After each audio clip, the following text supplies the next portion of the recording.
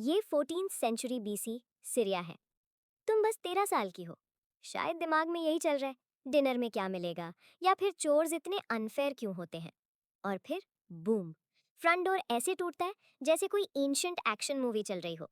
तुम फ्रीज हो जाती हो। स्पीयर्स पकड़े कुछ आदमी अंदर घुस आते हैं और तुम्हें पकड़ लेते हैं। ऐसे घसीटते हैं जैसे तुम कोई चोरी हुआ बकरा हो। तुम्हारे पेरेंट्स रोकने की कोशिश करते हैं, लेकिन बेकार। ये लोग स्टैचूज जैसे बिल्ट हैं। तुम्हारे पेरेंट्स का कोई चांस नहीं। तुम रो रही हो, फ्रिक आउट, दिल तेज धड़क रहा है, और अंदर से तुम्हें पहले ही पता है, हाँ, तुम वापस नहीं जा रही। नेक्स्ट थिंग यू नो, तुम्हें एक बोट में ठूस दिया जाता है। मेडिटेरेनियन क्रॉस कराया जाता है, अनवांटेड कार्गो की तरह। और फिर इजिप्ट। तुम दूसरी लड़कियों के साथ चेन्ड हो। सबकी कहानी सेम है। सबको घर से उठा लिया गया है। ज्यादातर इतनी जोर से रो रही हैं कि पूरा सीन ग्रुप फ्यूनरल जैसा लगता है। जो लड़कियां ज्यादा रोती हैं उन्हें थप्पड़ पड़ते हैं। क्विक रिमाइंडर, चुप रहो। आखिरकार तुम सब मेम्फिस की एक स्ट्रीट के बीच खड़ी हो। सूरज सीधे सिर पर, स्किन जल रही है, और किसी का इंतजार हो रहा है। तुम सोचती हो कोई डरावना वार्ड लॉर्ड आएगा, लेकिन नहीं। एक मोटा सा आदमी आता है, ब्लाइंडिंग गोल्ड रोब में। इतना ज्वेलरी पहना है जैसे ट्रेजर चेस्ट लूट कर आया हो। वो अकेला नहीं है, उसके साथ 4 गार्ड्स हैं। ऐसे लगते हैं कि ज्यादा जोर से ब्लिंक कर दो तो भी मार डालेंगे। गोल्ड वाला आदमी किडनैपर से ऐसे बात कर रहा है जैसे पुराने दोस्त हो। फिर वो आगे आता है, तुम्हें देखता है, आंखें फैली हुई, क्रीपी, जैसे तुम कोई एक्सपेंसिव प्रोडक्ट हो। Inspection mode on. तुम चीखना चाहती हो लेकिन कुछ नहीं निकलता। पेट सीधा जमीन में गिर जाता है। यहाँ तक कि तुम्हारे कैप्टर्स भी थोड़े अनकंफर्टेबल लगते हैं। तुम नहीं जानती वो आदमी क्या है, लेकिन जिस तरह से वो तुम्हें देख रहा है, हाँ, सब समझ आ जाता है। वो 5 गोल्ड कॉइन्स फेंक देता है जैसे बकरा खरीद रहा हो, और बस तुम बिक जाती हो। गंदी स्ट्रीट से तुम्हें केंड्रिट ले जाया जाता है, एंशिएंट इजिप्ट का वीआईपी लाउंज, जहां फेरो की वाइव्स और कॉन्क्यूबाइंस रहती हैं। वाइब इंस्टेंटली बदल जाती है। स्ट्रीट्स पॉलिश्ड हैं, बिल्डिंग्स चमक रही हैं, और पहली बार पानी मरे हुए जैसा टेस्ट नहीं करता। केंड्रिट के अंदर तुम्हें और लड़कियां मिलती हैं, यंग, ब्यूटीफुल, और पूरी तरह टेरिफाइड।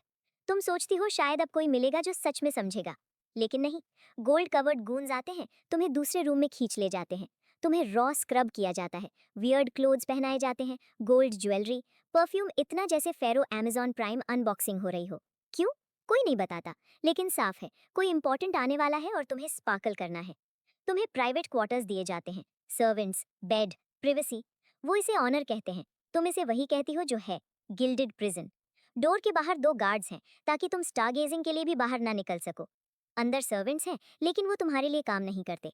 जब तुम परफ्यूम स्किप करना चाहती हो तो गैग होने लगता है, लेकिन कोई फर्क नहीं पड़ता। Orders are orders. तुम्हें डॉल की तरह पेंट किया जाता है और वापस रोल में धकेल दिया जाता है। डेज ब्लेंड होने लगते हैं। उठो, इजिप्शियन बारबी बनो, कुछ मत करो, सो जाओ, रिपीट। लोनलीनेस जोर से हिट करती है।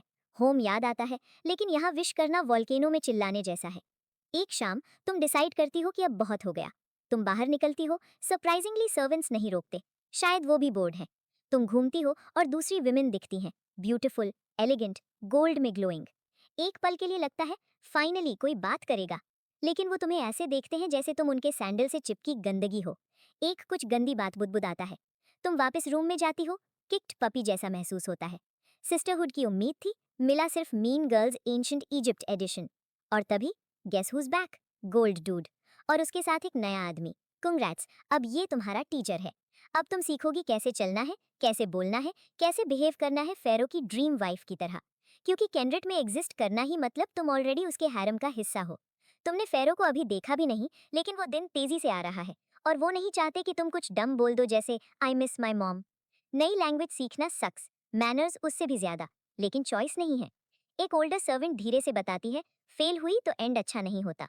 कुछ लड़कियां फॉरगॉटन हो जाती हैं, कुछ डिसअपियर हो जाती हैं, और तुम डिसअपियर नहीं होना चाहती। 3 लंबे ऑकवर्ड सोल क्रशिंग वीक्स गुजरते हैं। इजिप्शियन ग्रामर, कोर्ट एटिकेट, हर ब्लिंक पर करेक्शन। लेकिन तुम सर्वाइव करती हो। अब तुम बेसिक इजिप्शियन बोल, पढ़ और लिख सकती हो। मतलब सिर्फ एक चीज, फेरो टाइम। तुम्हें बताया जाता है कि तुम ओपेट फेस्टिवल में मिलोगी। एक huge religious parade, god statues flex होते हैं डिवाइन वीआईपीज की तरह। लेकिन तुम्हारे लिए ये हाई स्टेक्स डेब्यू है। एक गलती और तुम गॉन। अगले दिन कैरो गोल्ड फीवर ड्रीम बन जाता है। लोग नाच रहे हैं जैसे गॉड सच में देख रहे हो। पहली बार तुम इजिप्ट को केज के बाहर देखती हो, और फिर तुम उसे देखती हो, फेरो। यंग, तुमसे कुछ साल ही बड़ा, क्राउन, गार्ड्स, और फिर भी वो बार बार तुम्हारी तरफ देख रहा है। तुम इमेजिन नहीं कर रही, वो तुम्हें ऐसे देख रहा है जैसे तुम उसकी रॉयल लाइफ का नेक्स्ट मिस्ट्री हो। शाम को तुम उससे सच में मिलती हो, और गेस व्हाट, वो गॉड नहीं है, वो बस एक आदमी है। बहुत पावरफुल, बहुत स्कैरी, लेकिन आदमी। उससे बात करना अजीब कहाँ से नॉर्मल लगता है। और हाँ, वो तुम्हें पसंद करता है। अगली सुबह कैंड्रिड एक्सप्लोड हो जाता है। हर वुमन तुम्हें ऐसे देखती है जैसे रॉयल गर्ल फाइट शुरू होने वाली हो। फॉरेनर होना एक बात है, फेरो की अटेंशन पाने वाली फॉरेनर होना पूरी अलग बात है। कंग्रेट्स, अब तुम ऑफिशियली प्रॉब्लम हो। फेरो के पास सब कुछ है, palaces, gold, guards, crocodile ponds, लेकिन एक चीज नहीं है, प्राइवेसी। स्क्राइब्स और सर्वेंट्स की विस्पर्स, फेरो के सीक्रेट्स, किससे मिलता है, क्या खाता है, किस में इंटरेस्ट है, हर चीज का स्क्रोल है। और अगर फेरो प्राइवेसी नहीं रख सकता, तो रेगुलर लोग क्या रखेंगे। अब सबको पता है कि तुम द वन हो, और यही तुम्हें डेंजरस बनाता है। ग्रेट रॉयल वाइफ यानी फेरो की मेन चिक खुश नहीं है। वो और कुछ wives get her out team बनाते हैं। कुछ यंगर वाइफ्स तुम्हारे साइड में आ जाती हैं। तुम शॉक्ड हो, लेकिन ग्रेटफुल भी, क्योंकि ऑनेस्टली तुम्हें बैकअप चाहिए। तुम और फेरो क्लोज होते जाते हो, गिफ्ट्स, लैंड, सर्वेंट्स जो फाइनली सुनते हैं। और अब तुम वही हो जिससे सब डरते थे, रॉयल कॉन्क्यूबाइन। ग्रेट रॉयल वाइफ कहती है तुम डिस्ट्रैक्शन हो, हॉबी हो, स्पार्कल खत्म होते ही बोर हो जाएगा। एक्सेप्ट प्लॉट ट्विस्ट, तुम प्रेग्नेंट हो। फेरो ऑब्सेस्ड हो जाता है। ग्रेट रॉयल वाइफ प्लॉटिंग शुरू करती है। विस्पर्स मिलते हैं बेबी को वैनिश कराने की प्लान। लेकिन एनिमीज ही प्रॉब्लम नहीं है, तुम्हारा बॉडी भी है। ये बेबी तुम्हारा गोल्डन टिकट है। लेकिन अगर मिस कैरेज, गेम ओवर। अगर गर्ल, नॉट ग्रेट। और चाइल्ड बर्थ में मरने का रिस्क, हाँ, वो भी ऑप्शन है। लेकिन समहाउ तुम सर्वाइव करती हो। 9 ब्रूटल मंथ्स के बाद तुम एक सन को जन्म देती हो, फेरो वर्दी सन। फेरो आता है, बेबी को उठाता है जैसे रॉयल लॉटरी जीत ली हो, हंसता है जैसे भूल गया हो कि पहले से 3 बच्चे हैं। तुम ग्लो करती हो, स्टेटस अपग्रेड। तुम्हारा बेटा नेक्स्ट फेरो की रेस में है। बैकअप हेयर्स इजिप्ट को पसंद हैं। अब तुम सिर्फ फॉरेन गर्ल नहीं हो, तुम फ्यूचर किंग की मदर हो। बेटा तेजी से ग्रो करता है, फेरो सॉफ्ट होता जाता है। तुम अनटचेबल हो। सब सिक्योर लगता है, अंटिल न्यूज ड्रॉप होती है, फेरो डेड। इलनेस दे से, तुम बिलीव नहीं करती, और तुम्हारा स्टमक फ्लिप हो जाता है। तुम फ्री हो सकती हो, लेकिन तुम नहीं जाती, क्योंकि फेरो ने हेयर डिक्लेयर नहीं किया। तुम्हारा बेटा रेस में है, और ग्रेट रॉयल वाइफ की स्मर्क फ्यूनरल में, रेड फ्लैग्स। गेम ऑन है। तुम चेस मूव करती हो। फॉरेन ब्लड प्रॉब्लम है, हाफ सिस्टर से मैरिज, प्रीस्ट्स को gifts, divine approval, public support, checkmate. तुम्हारा बेटा फेरो बनता है, लेकिन वो यंग है। एम्पायर तुम चलाती हो, क्वीन मदर के रूप में। First decree, great royal wife house arrest, फिर clean house, loyal servants gone. Brutal है, पर सर्वाइवल है। इजिप्ट थ्राइव करता है, लोग हैप्पी हैं। तुम ट्रूथ जानती हो, गॉड्स नहीं, तुमने रूल किया। एक शाम तुम फेवरेट मील खाती हो, 3 स्कूप्स के बाद रूम टिल्ट होता है। Pain, fire, knives, पॉइजन्ड।